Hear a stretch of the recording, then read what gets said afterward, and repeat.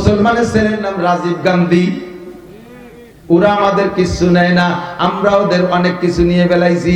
তারা আমাদের সাথে মসজিদে আসে না, আসে? আমাদের সাথে ঈদের নামাজ পড়তে আসে, আমাদের সাথে ইজতেমায় যায়, আমাদের সাথে হজে যায়, আমাদের সাথে উমরায় যায়, আমাদের সাথে মাদ্রাসায় পড়ে, আমাদের মতো টুপি পরে, আমাদের মতো দাড়ি রাখে না, আমাদের মতো জুব্বা পরে না, আমাদের মতো পাগড়ি পরে না, আমাদের মতো নামাজ পড়ে না, আমাদের সাথে সবে কদরে আসে না, আমাদের সাথে সবে বরাতে আসে না, আমাদের সাথে কুরবানির গোশত খায় না, আমাদের সাথে ঈদের নামাজ পড়ে না, আমাদের সাথে জানাজার নামাজ পড়ে না, আমাদের কোনো কিছু তারা নেয় না, আমাদের একটা নামও তারা ভাড়া করে না, আমাদের একটা নামও তারা ভাড়া করে না। তাদেরকে বলেছি তোমাদের ধর্ম তোমরা নিয়ে থাকো, তারা সেই কথার পর আমল করে। কিন্তু আমরা বলছি ওয়ালিয়া দিন, আমার ধর্ম নিয়ে আমি থাকি, আমি সেইটা থাকি না। মুসলমানের সন্তান দুর্গা পূজায় গেছে কি যায় নাই? গেছে না? এমনকি হুজুররাও যাই, ওই তো শুরুতেই কইছি, এবার আমরা হুজুররাও গেছি, ভোটের জন্য দুর্গা পূজায় গেছি। আস্তাগফিরুল্লাহ। ওয়ালিয়াদিন, তাদের মতো প্যান্ট তুমি পরো, অথচ তোমার পোশাক আছে সবচাইতে সুন্দর পোশাক। মুসলমানের সুন্নতি পোশাক পরলে যত সুন্দর লাগে, দুনিয়ার কোন পোশাকে অত ভালো লাগে না। মেয়েরা সাধারণ ইহুদ নাসারা খ্রিস্টানদের ল্যাংটি পোশাক পরলে যেমন লাগে, মেয়েরা যদি বোরকা পরে 1000 গুণ তার চাইতে ভালো লাগে, কি লাগে না? বেপর্দা করলে মেয়েদেরকে লজ্জা লাগে দেখতে, মহিলারা বোরকা পরলে ভালো দেখায়, পুরুষরা পাছা বের করা প্যান্ট পরলে দেখতে ঘৃণা লাগে, নাভি বের করা লুঙ্গি পরলে দেখতে ঘৃণা লাগে। মুসলমানরা যদি সুন্নতি পাজামা পায়জামা পরে, পাজামা পাঞ্জাবি পরে, দেখতে বড় সুন্দর লাগে, মাথায় টুপি থাকলে ভালো লাগে, মুখে সুন্নতি দাড়ি রাখলে ভালো লাগে। আমাদের নামগুলো কত সুন্দর, আব্দুর রহমান, আব্দুল খালেক, আব্দুল মালিক, জামালউদ্দিন, কামালউদ্দিন, আব্দুর রহিম, আবু বকর, উমর, উসমান, আলী, তলহা, জুবায়ের, বিলাল, আম্মার, সোহাইব, আয়েশা, ফাতেমা, খাদিজা, রহিমা, মারিয়াম, আসিয়া, কত সুন্দর সুন্দর নাম। কথা বলেন ঠিক কি ঠিক না? একটা হিন্দুর ছেলের নাম আব্দুর রহমান পাইলাম না, একটা হিন্দু মেয়ের নাম আয়েশা, ফাতেমা, খাদিজা পাইলাম না, অথচ মুসলমানের মেয়ের নাম ডলি পাইলাম, মুসলমানের মেয়ের নাম পলি, মুসলমানের মেয়ের নাম স্বপ্না, মুসলমানের মেয়ের নাম তপনা। হিন্দুদের নামগুলো মুসলমান নেয়, মুসলমানের ছেলের নাম গোপাল, মুসলমানের ছেলের নাম জন্টু পল্টু, মুসলমানের ছেলের নাম প্রিন্স আর কলিজ, মুসলমানের ছেলের নাম রাজীব গান্ধী। ওরা আমাদের কিছু নেয় না, আমরা ওদের অনেক কিছু নিয়ে বেলাইছি। কাজেই আমাদের কথা তারা মানছে, আমরা আমাদের কথা মানতে পারি নাই। লাকুম দীনুকুম ওয়ালিয়া দিন। আল ইসলামু হাক্কুন ওয়াল কুফরু বাতিলুন। বলেন আল ইসলামু হাক্কুন ওয়াল কুফরু বাতিলুন। ইসলাম হক না বাতিল? ইসলাম হক না বাতিল? আর ইসলাম ছাড়া বাকি সব বাতিল, ঠিক কি না? যদি আপনি মুসলমান হন, সূরা কাফিরুনকে পড়বেন, কাফিরুনের সংবিধান মেনে চলবেন, ছেলে মেয়েদেরকে কোনো পূজা পাঠে যেতে দেবেন না, কোনো অনুষ্ঠান, হিন্দুদের কোনো অনুষ্ঠান আর মুসলমানদের কোনো প্রোগ্রামে যাইতে দেবেন না, কোথাও যাইতে দেবেন না। ওই জায়গাটা আদমশুমারি। এই যুবকরা দিক তাকাও, এই যে আমাদের দেশে আছে, আপনাদের বলবেন কাঁটাগড়, ওটা কাগে কি তাই তো আমরা বুঝে উঠতে পারি না। আমি যতবার ওই জায়গাতে যাই দেখি যে হিন্দু গাদি, হিন্দুর গাদি ওই জায়গা বলছে বলছে হিন্দু মহিলারা, হিন্দু মুসলমান বাগাবাগি নাই। মুসলমানরা আবার এটা লেডারি করে, ওর মধ্যে কি আছে তাই তো বুঝি না, কি আছে? মুসলমান তোমার এই সমস্ত জায়গায় শয়তানে শয়তানে এই সমস্ত জায়গা নিয়ে তোমারে জান্নাতের প্রলোভন দিচ্ছে, আখিরাতের প্রলোভন দিচ্ছে, অথচ এগুলো সম্পূর্ণ শয়তানের জাহান্নামের আখড়া। কথা বলেন ঠিক কি ঠিক না? আমরা এগুলো পরিহার করে চলবো, পারবো না?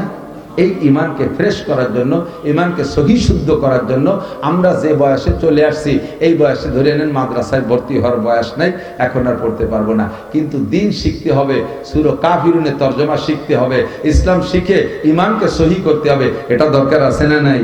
এর জন্য একটা সহজ পদ্ধতি, একটা সহজ পথ আল্লাহ তাআলা শেষকালে আমাদের জন্য আবিষ্কার করে দিয়েছেন, সেটা হলো দাওয়াত ও তাবলীগের কাজ। এর ভিতরে সব দলের মানুষ যেতে পারবেন। আমলীগ, বিএনপি, জামাত, জাতীয় পার্টি, আটরশি, চন্দ্রপাড়া, মানিকগঞ্জ, সুরেশ্বর, ভোজেশ্বর, ইনায়তপুর, বাহাদুরপুর, ফরিদপুর, মাদারীপুর, শরীয়তপুর, যতপুর আছে সব দলের মানুষ ওর ভিতরে যায়, সবাই ওর ভিতরে সুন্দর করে শিখায়। কলবুদ নাই, দেব দেবী কিছুই না, আমি মুহাম্মদুর রাসূলুল্লাহ আপনাদের শেষকালের নবী, আমি আপনাদের পথ প্রদর্শক। কথাটা মেনে নেন। প্রস্তাব দেওয়ার সাথে সাথে রিঅ্যাকশন শুরু হয়ে গেছে।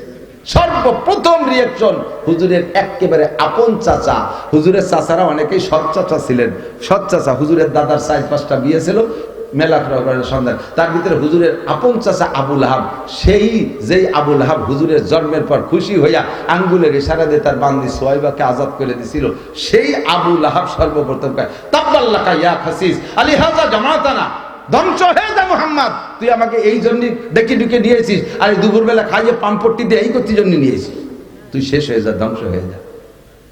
বলেই হুজুরের মুখের পর থুক মেরে দিছে। হুজুর মুখ খান মুছে, মুখ বেজার হয়ে বসে দিয়েছে। বলার সাথে সাথে ওই 25 জন গালাগালি করতে করতে থুক মারতে মারতে মারে চলে গেছে। হুজুর বেজার। এখন হুজুরকে তো আল্লাহ খুশি করতে হবে, আল্লাহর দাওয়াত দিতে যায় মার খেয়েছে। সাথে সাথে জিবরিল এসে হুজুরের কাছে একটা সূরা নাজিল করে দিলেন। সূরাটার নাম সূরা লাহাব। এই আবু লাহাব বিয়াদবি করছে, এই জন্য ওর নামে সূরা। তাব্বাত ইয়াদা আবি লাহাবিন ওয়া তাব। দোস্ত, ও আপনারে একবার বদদুয়া দিয়েছে না, ওর দুটি হাত ধ্বংস হয়ে যাবে। মা আগনা আনহু মালুহু ওয়া মা কাসাব।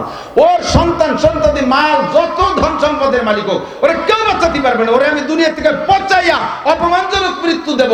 ওরে কেউ ওর আপনজনদের কাছে থাকবে না, ওরে দাফনও করবে না, ওরে ডোম দিয়ে ঠ্যাঙে দড়ি বাঁধে টাইয়ে গর্তের মধ্যে পুঁতা হবে, আপনি সচক্ষে দেখে যাবেন। অমরাতুহু, আর খালি ওডেরে না, ওর বউও বিয়াদব কম না। আপনার যাতায়াতের পথে কাটা দেয়, উম্মে জামিন, ওর ওইভাবে শেষ করা হবে। আল্লাহ হুজুরকে আল্লাহ বললেন, ও একবার বদদোয়া আসছে, ওর নামে বদদোয়া চলবে কোটি কোটি বার। বর্তমানে পৃথিবীতে 200 কোটি মুসলমান না, 200 কোটি মুসলমান, সব বাদ দিলাম, 50 কোটি না তারও কম দিলাম, 10 কোটি মুসলমান কি নামাজ পড়ে না? পড়ে না? তো 10 কোটি মুসলমান জাপান থেকে আমেরিকা পর্যন্ত সবাই সিটে নামাজ পড়ে, ডেলিকে লাখখানিক বার সবাই মিলে তাব্বাত ইয়াদা শুরু করে না? আল্লাহ কয় ও একবার তাব্বাত ইয়াদা কইছে, তাব্বাল লাখা কইছে, আর ওর নামে ডেলি 1 লক্ষ বার তাব্বাত ইয়াদা জারি হয়ে যাবে। ওর নামে অবিরাম পড়তেই থাকবে আসমান থেকে। ধ্বংস বেরোয় চলে গেছে, যাই আবু জাহেল বসে নাই। আবু জাহেল বসে নাই। আবু জাহেল চিন্তা করছে যে এই মুহাম্মদ, তার সবাই চেনে আলামিন, তার ভাষার যে কি বলে মার্জিত ভাষা, সে যে সাহিত্যিক, এ যে জায়গা যাবে আমরা তারে না খাইলেও ও বিশ্বের যে জায়গা যাবে সেই জায়গার মানুষরা ওরে খাবে, কাজেই ওরে ঠেকাতেই হবে। এই ঠেকানোর জন্যই ঘরে যাইয়া শিক্ষিত মানুষ তো একখান চিঠি লেখছে, একখান চিঠি লিখে মোহরিরে দেশে কপি করে করে দেশে দেশে ছেড়ে দাও। বিভিন্ন দেশে, ওই রুমে দাও, ইরানে দাও, ইরাকে দাও, বিভিন্ন দেশে ছেড়ে দাও। ওই দেশের রাজা রাজাতে মুহাম্মদ গেলে তারে পাত্তা না দেয়। চিঠি একখান লেখছে, আরবিতে লিখবে। শুরুতে একজন মানুষের নামে যদি বদনাম লিখতে হয়, ধরি যদি শুরুতে বদনাম লেখা শুরু করে, তাহলে শিক্ষিত মানুষ জ্ঞানীর ওই চিঠি পড়ে না, শেষ পর্যন্ত ওরে তো শত্রুতাই করে লেখছে, ওর কি বলবো। তো কাজেই চিঠি যদি তারে যে ভরাতে হয়, তার শুরু দিয়ে ওই লোকটার নামে 2-4 লাইন প্রশংসা লিখতে হয়, তারপরে শেষে যাই ফাইনাল খেলা দিতে হয়। হ্যাঁ, এরকম শেখ হাসিনা ভালো ছিল, অমায়িক ছিল, রাস্তাঘাট কম করে নাই, তারপরে কালনা ব্রিজ করছে, পদ্মা সেতু করছে, 4 লেন করছে, 6 লেন করছে, তারপরে এই কি মেট্রো রেল করছে, কর্ণফুলী টানেল করছে, সিরাজগঞ্জ থেকে রংপুর পর্যন্ত 6 লেন করছে। শেষে খালি হুজুরদের সাথে এই করছে। এইভাবে করলি সিস্টেম তালি আগে প্রশংসা শুনলি আমলি গালারাও বলবে, আর দৈরিয়ে যদি শৈলের স্যারকে গালি দেয়, তাহলে নিচে ভালো তালিক নিয়ে বলবে না। ও শয়তানে জানে, এই জন্য হুজুরের প্রশংসা আগে শুরু করছে যে লাইন 2 প্রশংসা লিখে এরপরে ঝাড়বো। কিন্তু প্রশংসা লিখতে লিখতে লিখতে লিখতে কাগজের পৃষ্ঠা শেষ পর্যন্ত শেষে 10 লাইন লিখে ফেলাইছে প্রশংসা। এখনো রিভাইজ দিতে যে নিচে জায়গা নাই, যা লেখো তা লেখো কোন জায়গা, যা লেখার জন্য চিঠি লিখছি তা লেখো কোন জায়গা, দম করে কাপি হচ্ছে 10 লাইন। তাহলে হেনতে কিছু কাটি কাটি দিয়ে মুছিয়ে আবার লেখো। কিন্তু যে শব্দটাই পড়ে ও যে আমি লিখছি, কিন্তু এটা কাটার মতো শব্দ না, কাটার মতো শব্দ না, তার কাটবো কি? 10 লাইন প্রশংসা লেখছে, লাস্টের লাইনে লেখছে ছেলেটা কিছুদিন হলো পাগল হয়ে গেছে, বাপদাদা ধর্ম বাদ দিয়ে নতুন ধর্ম আবিষ্কার করছে, তোমরা খাইতি মিস্টার আবু জাহেল। বিভিন্ন দেশে ছাড়ছে। সর্বপ্রথম চিঠি চলে গেছে রোম, যেটার নাম বর্তমানে ইটালি। ইটালির প্রেসিডেন্টের কাছে গেলে হেরাক্লিয়াস এই চিঠি পড়া দ্বিধাদ্বন্দ্বের মধ্যে পড়ে গেছে। যেই লোকটা লেখে আবু জাহেলটা তো সবাই চেনে, তে তারই গোষ্ঠীর ছেলে, আবার তার সাথে শত্রুতায় নিচের 2 লাইনই বোঝা যায়, আবার 10 লাইন যার সাথে শত্রুতায় করবে তার নামে এত পৃষ্ঠা বলিয়া প্রশংসা লেখবো কে?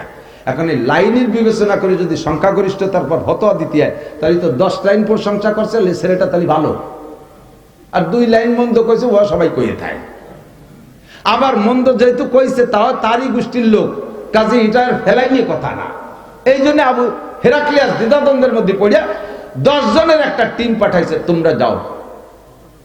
40 জনের একটা টিম পাঠাইছে, তোমরা যাও, যাইয়ে মুহাম্মদ রে যাবা 1 মাস, আসবা 1 মাস, থাকবা 1 মাস, 3 মাস পরে আইসা রিপোর্ট দেবা, ভালো করে তদন্ত করবে, একেবারে সরকারি উপরস্থ জ্ঞানীগুণী বুদ্ধিজীবী একটা টিম পাঠাইছে, তোমরা এসে যেভাবে রিপোর্ট দিবা আমি সেইভাবে চিঠির সিদ্ধান্ত নেব।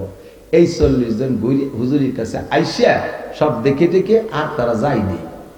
3 মাস যায়, 4 মাস যায়, 5 মাস চলে গেছে, তারা ফিরেই যায় না। এখন ইটালিতে লেগে গেছে আন্দোলন এই হেরাক্লিয়াসের বিপক্ষে। যাদের লোক পাঠাইছে তারা, হ্যাঁ তুমি হেরাক্লিয়াস, হ্যাঁ করছো এই করছো স্বৈরাচার, তুমি জালেম, তুমি আমাদের সন্তানদেরকে বুঝিয়েছি না। যেই মুহাম্মাদের গোষ্ঠীর আবু জাহেল সেই পাঠাইছে চিঠি, তুমি কি বলে এই সেই সন্ত্রাসের কাছে মুহাম্মাদের কাছে পাঠাইছো? আমাদের 40 জনটা আইনি দাও। তারে মারি ফেলেছে এই 40 জনটা, মুহাম্মদ তার লোকদের মারি ফেলেছে, আইনি দাও। উত্তাল হেরাক্লিয়াসের মসনদ থাকে না। হেরাক্লিয়াস এখন বাঁচার জন্য 10 জনের একটা টিম পাঠাইছে, তোরা যা, যাইয়ে দেখবি, আগে দেখবি, তোকে টাইম কম, তোরা থাকবি 10 দিন, যাবি 1 মাস, আসবি 1 মাস, 2 মাস 10 দিনের মধ্যে চলে আসবি। যাইয়ে আগে মোহাম্মদের কাছে যাবি না, আশেপাশে কবরস্থান খুঁজবি যে নতুন কবর আছে নাকি। যদি নতুন কবর গুনিয়ে গোড়া 40 পাইস, তাহলে দেখা হইস না, তোকে পিঠ বেচাই চলে আসিস। যা গেছে আলাই বেলায় 40 জনের মধ্যে যাক।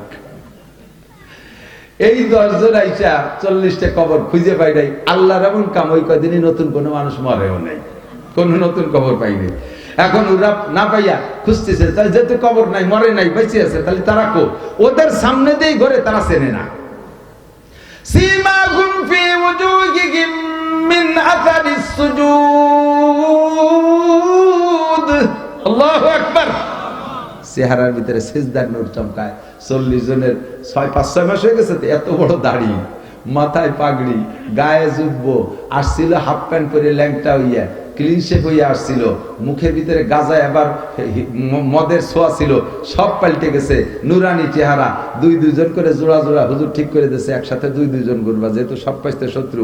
ওদের সামনে দিয়ে ঘরে ওরা চেনে না। পরে এই করতে আচানক 2 জনে বলছে, ভাই এই হেরাক্লিয়াসের দেশেতে 40 জন মানুষ হয়েছিল, ওরা কোন জায়গা থাকে? এই 2 জন কাছে, আমরাই তো সেই 40 জনের 2 জন।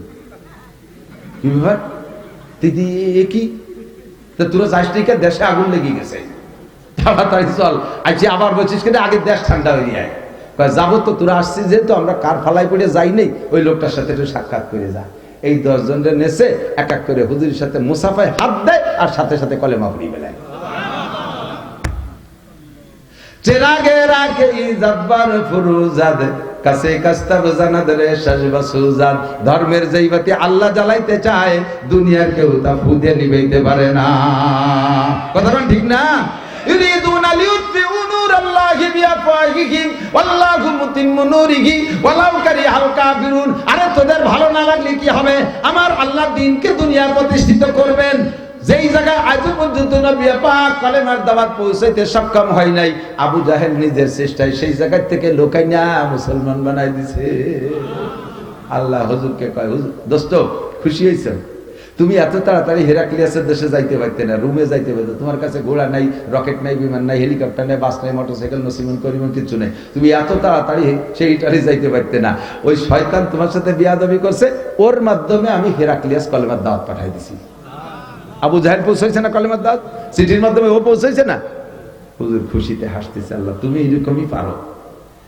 এইভাবে যত জায়গা চিঠি দিয়েছে, সব জায়গাতে আছে কলেমা পড়ে মুসলমান আছে। এখন আবু জাহেল পড়ে গেছে মহা বিপদে। ওই 25 জনদের নিয়ে মশওয়ারা করে যায়, মুহাম্মদের নিয়ে একটা কোয়ালিশন সরকার গঠন করতে হবে, বসতে হবে, একটা চুক্তিতে আসতে হবে। দাওয়াত দিয়েছে, হুজুর গেছেন, সংক্ষেপে বলতেছি। দাওয়াত দেওয়ার পরে হুজুরকে বলতেছে, ভাতিজা এভাবে হয় না, একই জায়গায় থাকি, তোমার নিয়ে আমরা রাতভর দুশ্চিন্তারি, কর্ণে মারবো, কর্ণে কি করবো, এই টেনশন করতে, তুমিও দুশ্চিন্তায় থাও, ঘুমোতে পারো না, আমাকেও তোমার নিয়ে এই ঝামেলা, এতে দরকার নেই, আমরা একটা করি, একটা চুক্তি করি। তুমি 6 মাস আমরা সবাই মিলে তোমার আল্লাহর ইবাদত করব, আর ওই 6 মাস তুমি রাজা হবা, আবার পরের 6 মাস তুমি আমাদের সাথে মূর্তি পূজা করবা, আর আমি আবু জাহেল রাজা থাকবো। এই একটা ভাগাভাগি করে নিলি কেমন হয় ভাতিজা? হুজুর কাছে তা তো আমি করতে পারবো না, আমি তো উপরের ফয়সালায় চলি। তাহলে দেখো তুমি উপরের সাথে যোগাযোগ করো। আবু জাহেলের প্রস্তাব শেষ হতে না হতে উপরের ফয়সালা চলে আসছে। জিবরিল আলাইহিস সালাম এসে সূরা কাফিরুন নাযিল করে দিয়েছে, নবী পাকের কাছে শিখিয়ে দিয়েছে। কুল, নবী বলে দেন। এতদিন চাচা কইছেন, নেতা কইছেন, দাদা কইছেন, ইত্যাদি ইত্যাদি বলছেন, আইতার ওগুলো হবে না। কুল বলে দেন। কি বলবো? ইয়া আইয়ুহাল কাফিরুন, হে কাফেরের দল। আর দাদা চাচা মামা খালু কবেন না, সব কাফের। ইয়া আইয়ুহাল কাফিরুন, হে কাফেরের জাতি, লা আবুদু মা তাবুদুন, তোরা যার ইবাদত করিস আমি তার ইবাদত করব না। ওয়ালা আনতুম আবিদুন মা আবুদ, আর তোরা যে কথা বলতেছিস যার মধ্যে সিটারি আছে, তোরা আমার আল্লাহর ইবাদত করবি না তাও আমি জানি। ওয়ালা আনা আবিদুম মা আবাদতুম ওয়ালা আনতুম আবিদুন মা আবুদ, একই ধরনের তরজমা ঘুরে ঘুরে চারবার বলে এবার নবী পাক ঘোষণা দিয়ে দিলেন আল্লাহর হুকুমে, লাকুম দীনুকুম ওয়ালিয়া দীন, তোমাদের দিন নিয়ে তোমরা থাকো, আমার দিন নিয়ে আমি থাকি। তোমাদের ভালো লাগলে আমার দিনে আসো, আমার ভালো লাগে না তোমাদের দিনের মধ্যে আমি যাব না। কথা বলুন ঠিক কি ঠিক না? লা আবুদু মা লাকুম দীনুকুম ওয়ালিয়া দীন, তোমাদের ধর্ম নিয়ে তোমরা থাকো। আমার বন্ধুরা, আমার বলবাড়ির বন্ধুরা খেয়াল করেন, এই আয়াত পড়ে দিয়েছে নবী পাক, কাফেররা সেইভাবে চলতেছে। এই আয়াতের পর সূরা কাফিরুনের উপরে মুসলমান আমল করতেছে না, সূরা কাফিরুনের উপরে সমস্ত কাফেররা সঠিকভাবে আমল করতেছে। বলে দেই, তারা এই কথা মেনে নিয়েছে যে হ্যাঁ আমাদের ধর্ম নিয়ে আমরা থাকি। দেখেন তাই আছে, তারা আমাদের সাথে মসজিদে আসে না, আসে আমাদের সাথে ঈদের নামাজ পড়তে আসে, আমাদের সাথে ইজতেমায় যায়, আমাদের সাথে হজে যায়, আমাদের সাথে উমরায় যায়, আমাদের সাথে মাদ্রাসায় পড়ে, আমাদের মতো টুপি পরে, আমাদের মতো দাড়ি রাখে না, আমাদের মতো জুব্বা পরে না, আমাদের মতো পাগড়ি পরে না, আমাদের মতো নামাজ পড়ে না, আমাদের সাথে সবে কদরে আসে না, আমাদের সাথে সবে বরাতে আসে না, আমাদের সাথে কুরবানির গোশত খায় না, আমাদের সাথে ঈদের নামাজ পড়ে না, আমাদের সাথে জানাজার নামাজ পড়ে না, আমাদের কোনো কিছু তারা নেয় না, আমাদের একটা নামও তারা ভাড়া করে না, আমাদের একটা নামও তারা ভাড়া করে না। তাদেরকে বলেছি তোমাদের ধর্ম তোমরা নিয়ে থাকো, তারা সেই কথার পর আমল করে। কিন্তু আমরা বলছি ওয়ালিয়া দিন, আমার ধর্ম নিয়ে আমি থাকি, আমি সেইটা থাকি না। মুসলমানের সন্তান দুর্গা পূজায় গেছে কি যায় নাই? গেছে না? এমনকি হুজুররাও যাইয়া, ওই তো শুরুতেই কইছি, এবার আমরা হুজুররাও গেছি, ভোটের জন্য দুর্গা পূজায় গেছি। আস্তাগফিরুল্লাহ। ওয়ালিয়া দিন, তাদের মতো প্যান্ট তুমি পরো, অথচ তোমার পোশাক আছে সবচাইতে সুন্দর পোশাক। মুসলমানের সুন্নতি পোশাক পরলে যত সুন্দর লাগে দুনিয়ার কোন পোশাকে অত ভালো লাগে না। মেয়েরা সাধারণ ইহুদ নাসারা খ্রিস্টানদের ল্যাংটি পোশাক পরলে যেমন লাগে, মেয়েরা যদি বোরকা পরে 1000 গুণ তার চাইতে ভালো লাগে, কি লাগে না? বেপরদা করলে মেয়েদেরকে লজ্জা লাগে দেখতে, মহিলারা বোরকা পরলে ভালো দেখায়, পুরুষরা পাছা বের করা প্যান্ট পরলে দেখতে ঘৃণা লাগে, নাভি বের করা লুঙ্গি পরলে দেখতে ঘৃণা লাগে। মুসলমানরা যদি সুন্নতি পায়জামা পরে, পাজামা পাঞ্জাবি পরে, দেখতে বড় সুন্দর লাগে, মাথায় টুপি থাকলে ভালো লাগে, মুখে সুন্নতি দাড়ি রাখলে ভালো লাগে। আমাদের নামগুলো কত সুন্দর, আব্দুর রহমান, আব্দুল খালেক, আব্দুল মালিক, জামালউদ্দিন, কামালউদ্দিন, আব্দুর রহিম, আবু বকর, উমর, উসমান, আলী, তালহা, জুবায়ের, বিলাল, আম্মার, সোহাইব, আয়েশা, ফাতেমা, খাদিজা, রহিমা, মারিয়াম, আসিয়া, কত সুন্দর সুন্দর নাম। কথা বলেন ঠিক কি না? একটা হিন্দুর ছেলের নাম আব্দুর রহমান পাইলাম না, একটা হিন্দু মেয়ের নাম আয়েশা, ফাতেমা, খাদিজা পাইলাম না, অথচ মুসলমানের মেয়ের নাম ডলি পাইলাম, মুসলমানের মেয়ের নাম পলি, মুসলমানের মেয়ের নাম স্বপ্না, মুসলমানের মেয়ের নাম তপনা। হিন্দুদের নামগুলো মুসলমান নেয়, মুসলমানের ছেলের নাম গোপাল, মুসলমানের ছেলের নাম জন্টু পল্টু, মুসলমানের ছেলের নাম প্রিন্স আর কলিজ, মুসলমানের ছেলের নাম রাজীব গান্ধী। ওরা আমাদের কিছু নেয় না, আমরা ওদের অনেক কিছু নিয়ে বেলাইছি। কাজেই আমাদের কথা তারা মানছে, আমরা আমাদের কথা মানতে পারি নাই। লাকুম দীনুকুম ওয়ালিয়া দিন, আল ইসলামু হাক্কুন ওয়াল কুফরু বাতিলুন। বলেন আল ইসলামু হাক্কুন ওয়াল কুফরু বাতিলুন। ইসলাম হক না বাতিল? ইসলাম হক না বাতিল? আর ইসলাম ছাড়া বাকি সব বাতিল, ঠিক কি না? যদি আপনি মুসলমান হন, সূরা কাফিরুনকে পড়বেন, কাফিরুনের সংবিধান মেনে চলবেন, ছেলে মেয়েদেরকে কোনো পূজা পাঠে যেতে দেবেন না, কোনো অনুষ্ঠান, হিন্দুদের কোনো অনুষ্ঠান আর মুসলমানদের কোনো প্রোগ্রামে যাইতে দেবেন না, কোথাও যাইতে দেবেন না। ওই জায়গাটা আদমশুমারি। এই যুবকরা দিক তাকাও, এই যে আমাদের দেশে আছে, আপনাদের বলুন কাঁঠাগড়, ওটা কাগে কি তাই তো আমরা বুঝে উঠতে পারি না। আমি যতবার ওই জায়গাতে যাই দেখি যে হিন্দুর গাদি জায়গা বলছে হিন্দু মহিলারা, হিন্দু মুসলমান বাগাবাগি নাই, মুসলমানরা আবার এদের লেডারি করে, ওর মধ্যে কি আছে তাই তো বুঝি না, কি আছে? মুসলমান তোমার এই সমস্ত জায়গায় শয়তানে এই সমস্ত জায়গা নিয়ে তোমার জান্নাতের প্রলোভন দিচ্ছে, আখিরাতের প্রলোভন দিচ্ছে, অথচ এগুলো সম্পূর্ণ শয়তানের জাহান্নামের আখড়া। কথা বলেন ঠিক কি ঠিক না? আমরা এগুলো পরিহার করে চলবো, পারবো না? এই ইমানকে ফ্রেশ করার জন্য, ইমানকে সহি শুদ্ধ করার জন্য আমরা যে বয়সে চলে আসছি, এই বয়সে ধরে নেন মাদ্রাসায় ভর্তি হওয়ার বয়স নাই, এখন আর পড়তে পারবো না, কিন্তু দিন শিখতে হবে, সূরা কাফিরুনের তরজমা শিখতে হবে, ইসলাম শিখে ইমানকে সহি করতে হবে। এটা দরকার আছে না নাই? এর জন্য একটা সহজ পদ্ধতি, একটা সহজ পথ আল্লাহ তাআলা শেষকালে আমাদের জন্য আবিষ্কার করে দিয়েছেন, সেটা হলো দাওয়াত ও তাবলীগের কাজ। এর ভিতরে সব দলের মানুষ যেতে পারবেন।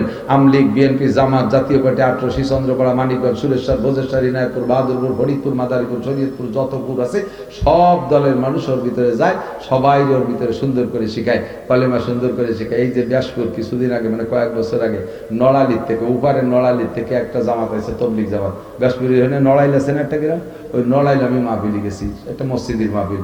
তো এই তবলিগ জামাতের আমির সাহেব 3 দিন পুড়িয়ে গেছে, কাল সকালে বাড়ি যাবে, আজকে রাত্রি মাহফিল। উনি আমার কাছে যে বইছে, হুজুর, ঈশার পরে বয়ানের শেষে, হুজুর আপনি সারা দেশে তবলিগি রস করেন, আপনার এই এলাকা তো আপনার নিজের এলাকা, এখানে তবলিগ করেন না? বলে হ্যাঁ, ওয়াজ তো সব জায়গায় করি। হুজুর এমন এক বেকায়দা মসজিদে আইছি, 5 বুড়োরে আজ কয়েকদিন পর্যন্ত, 3 দিন পর্যন্ত কলেমা পড়াচ্ছি, এখন এসে কলেমা ভর্তি দিশে পায় না, অথচ নামাজ পড়তেছে, কপালে দাগ হয়ে গেছে। কলেমা যে ভর্তি না পড়ে, তার নামাজ কি পড়ে সে?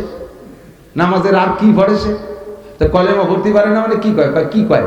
কয় কি যে আমি কই লা ইলাহা ইল্লাল্লাহ মুহাম্মাদুর রাসূলুল্লাহ, ও বুড়োরা কয় লা ইলাহা মুহাম্মাদুর রাসূলুল্লাহ, সে ইল্লাল্লাহ কয় নি। এই 3 দিন মস্ক করানোর পর আজকে রাত্রে ইন্টারভিউ নিছি, আইজও তাই কয়। ঠ্যাং একখান কবরে চলে গেছে, চাকা একটা পাংচার হয়ে গেছে, যে সময় কবরে যে কোনো সময় ডাকা এসে পড়তে পারে, আজও কলেমাটা শুদ্ধ করে পড়া শেখলো না।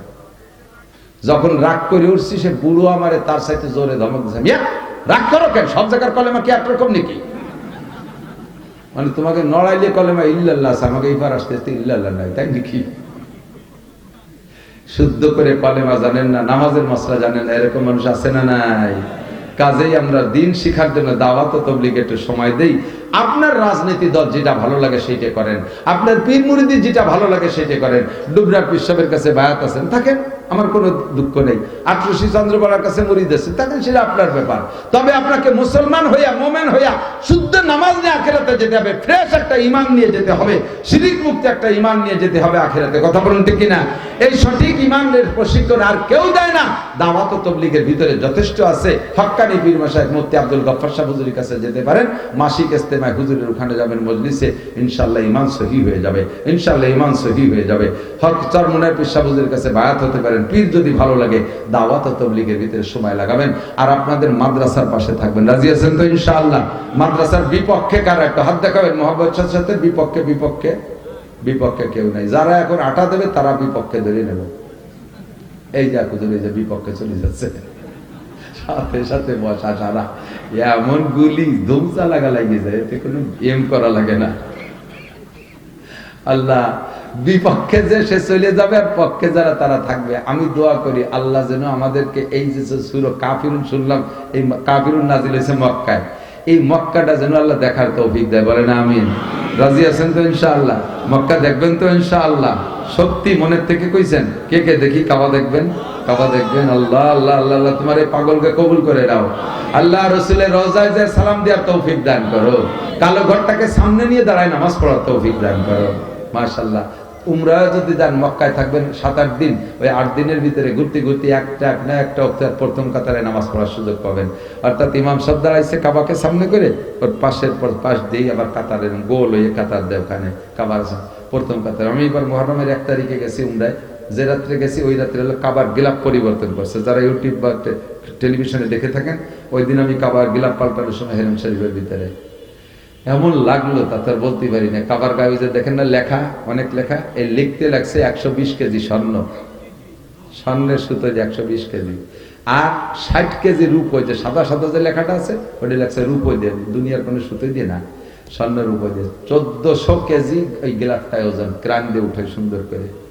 তো শেষ রাতে গিলাফ উঠানো শেষ রাত্রে আমাদের তওয়াফের সুযোগ দিয়েছে, ঘুরতে ঘুরতে তাহাজ্জুদ পড়লাম, এরপরে ফজরের নামাজ একেবারে দ্বিতীয় কাতারে। প্রথম কাতারে চান্স পাইছিলাম, দেখলাম যে হাজিরা আবার ওর মধ্যে দিয়ে ঘরে একটু ডিস্টার্ব হয়ে যায়, দ্বিতীয় কাতারে কাবাটা আমার সামনে, আমি নামাজ পড়তেছি।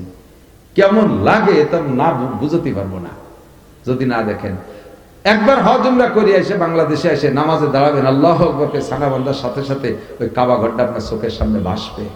আমি কাবারে সেজদা দেই না, তবে ওইটার উপরে আল্লাহর খাস রহমত আছে, আল্লাহ ওদিকে আমার ফিরতে বলছেন, তাই আমি সেদিক ফিরি। মূলত আমি কাবারে সেজদা দেই না, সেজদা দেই কারে? তবে ওইটা সামনের পর আসলে আমার আল্লাহর ধ্যান বেশি আসে, আল্লাহর ধ্যান বেশি আসে। যাবেন তো ইনশাআল্লাহ? এর জন্য একটা বুকিং দিতে হবে, অল্প কিছু টাকা দিয়ে বুকিং দিতে হবে। সেই টাকাটা মাদ্রাসা আল্লাহরা খরচ করে ফেলবে, আর দোয়ার বেজ আল্লাহ যে কজন আমাকে টাকা দিয়েছে এই কজনকে 2-1 বছরের মধ্যে হজ উমরা করার তৌফিক দাও। হুজুরকে মাত্র 100-200-500 টাকা দিয়ে দেবেন, হুজুররা শেষ রাত্রে উঠিয়ে এক করে মাজায় গামছা বেঁধে আপনাদের জন্য দোয়া করবে 5 ওয়াক্ত নামাজে। হুজুররা করবেন তো দোয়া ইনশাআল্লাহ? আমিও দোয়া করবো আল্লাহ যেন সবাই হজ উমরা করার তৌফিক দেয়। যদি পকেটে থাকে 100-200 টাকা, 500 টাকা রেডি করেন হাতে করিয়া, 10-20 যার কাছে যা আছে রেডি করেন, এই ভলেন্টিয়ারে যাবে। এই টাকাটা হজের আগে দেশেন সেটা দেশেন, আমি হলে এই টাকাটা হজের জন্য চাইতেছি। এই টাকা দিলে এই বছরও 20 জন গেছে, হুজুর আমার কাছে কোনো ব্যবস্থা ছিল না, একদিন আপনার বামে পড়ে 100টা দিয়েছি, এই 2 বছরের মধ্যে আল্লাহ উমরার টাকা গুছাই দিছে। কারে আল্লাহ কবুল করে বলবে বলা যায় না, বিশ্বাসের সাথে দিয়ে বলবেন ইনশাআল্লাহ ব্যবস্থা আছে। কই ভলেন্টিয়াররা কই যাবে না? ভলেন্টিয়াররা যাও ভিতরে ঢুকে পড়ো, ভলেন্টিয়াররা এই যে গেছে এই হজ উমরার নিয়েতে